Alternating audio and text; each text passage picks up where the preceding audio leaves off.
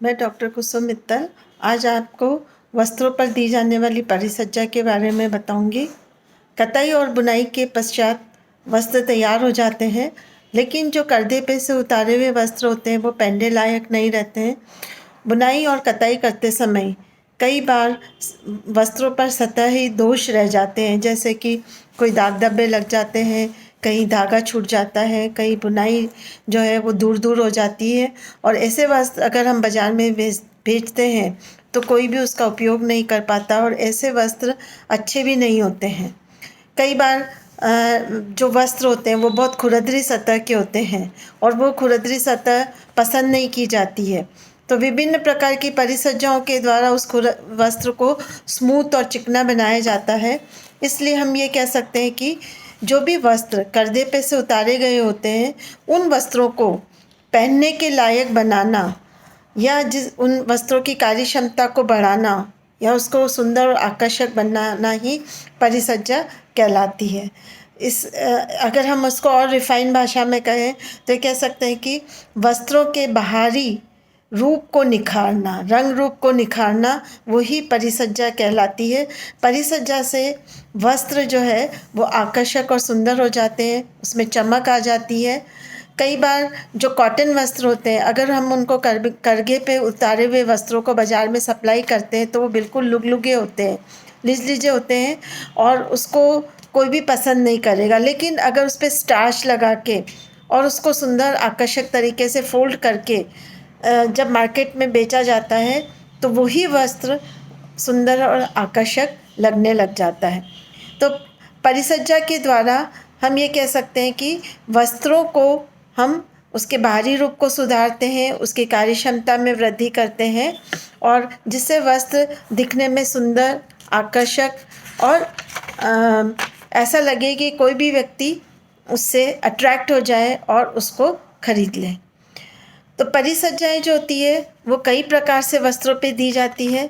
मुख्य रूप से परिसज्जा 2 प्रकार की होती है, टेम्परेरी फिनिशेस और परमानेंट फिनिशेस।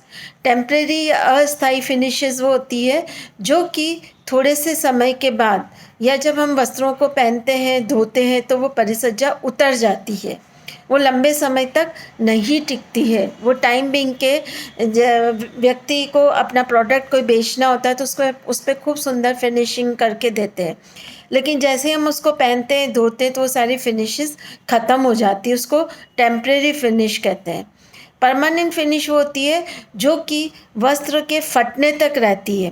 परमानेंट फिनिश होती है जो कि इस तरीके से दी जाती है कि जब तक वस्त्र हम फट नहीं जाता है या जब तक हम वस्त्र को डिस्कार्ड नहीं करते हैं तब तक वो फिनिशिंग उस कपड़े पर ही रहती है। उसको कहते हैं परमानेंट फिनिश।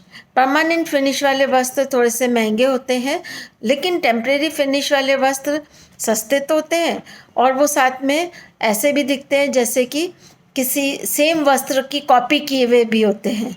तो जो लोग महंगे वस्त्र नहीं अफोर्ड कर सकता है वो इस तरह के फिनिशिंग वाले वस्त्रों को काम में लेके और अपनी जो कह सकते हैं कि जो इच्छाएं हैं वो उनकी पूर्ति कर सकता है। जो परिसज्जा हम देते हैं उसके कुछ उद्देश्य होते हैं।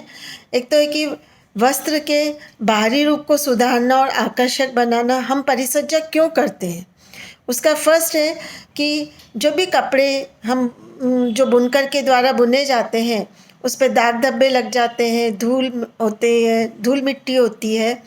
बार बार उसको जब हम काम में लेते हैं, बार बार मशीन लगती है, हाथ लगते हैं तो उसका रंग उस पर कहते हैं ना मटमेले हो जाते हैं। वाइट कपड़ों पे थोड़े से कहीं ग्रीस, कहीं कुछ धब्बे लग जाते हैं। किसी किसी वस्त्र पर रोए आ जाते हैं, किसी वस्त्र पर धागा आ जाता है और जो वाइट कपड़े होते हैं उसमें इतनी सफ़ेदी नहीं होती है। तो परिसज्जा के द्वारा हम वस्त्रों को सुधारते हैं और आकर्षक बनाते हैं, इसलिए हम परिसज्जा करते हैं। दूसरा जो कारण है परिसज्जा देने का है कि वस्त्रों में विभिन्नता लाना। परिसज्जा के द्वारा हम वस्त्रों में विभिन्नता ला सकते हैं, क्योंकि परिसज्जा के द्वारा हम रंग, डिज़ाइन अलग अलग तरीके से देते हैं। जैसे किसी पे हमने जैसे लहरिये वाली डिज़ाइन दे दी किसी जगह हमने फ्लावर दे दिए, ये भी एक तरह से क्या होता है, परिसज्जा। तो परिसज्जा के द्वारा हम वस्त्रों में विविधता लाते हैं, छापों में, डिज़ाइंस में। उससे क्या होता है कि सारे व्यक्ति में एक व्यक्ति की चॉइस बढ़ जाती है। जब बाज़ार में हमें कई सारे वस्त्र मिलते हैं तो हमारे पास एक चॉइस होती है। किसी वस्त्र पे रोए उठाए जाते हैं, किसी वस्त्र पर रोए हटाए जाते हैं। जैसे फलालेन है, वेलवेट है, उस पे वस्त्र पर रोए उठाए जाते हैं।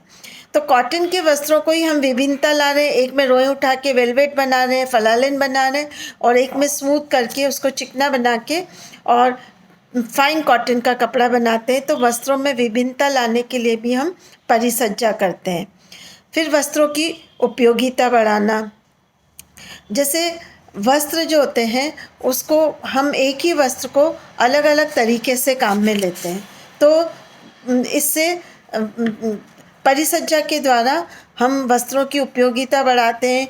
जैसे कोई वस्त्र टेढ़े मेढ़े हो जाते हैं, वो टेढ़े मेढ़े उनको दूर किया जाता है।